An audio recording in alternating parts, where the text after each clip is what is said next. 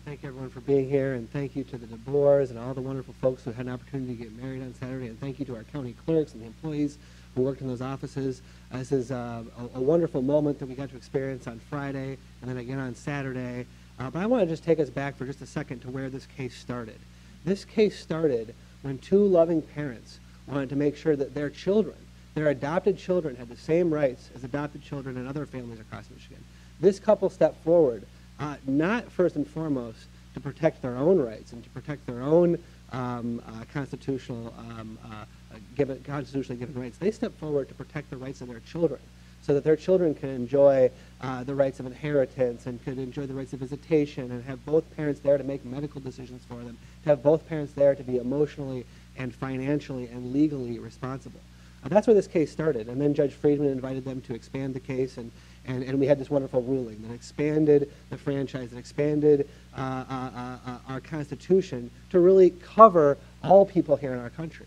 And it's a wonderful moment that now here in America, we're one step closer to the truest ideals that our Constitution purports to represent. So that's a wonderful thing.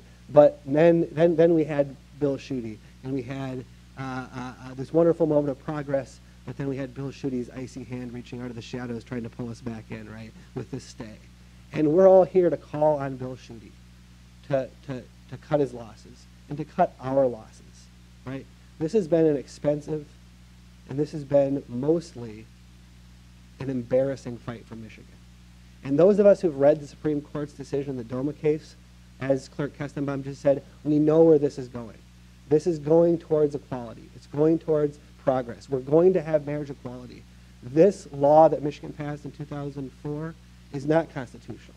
And Judge Bernard Friedman said it best when he pointed out that there are some rights that are so fundamental they cannot just be simply put to a vote. You cannot take away the rights, the fundamental rights of citizens by putting that issue to a vote. And so we're calling on Bill Schuette to end this, to stop the expense, but most of all, to stop the embarrassment. Stop dragging our wonderful state through the mud.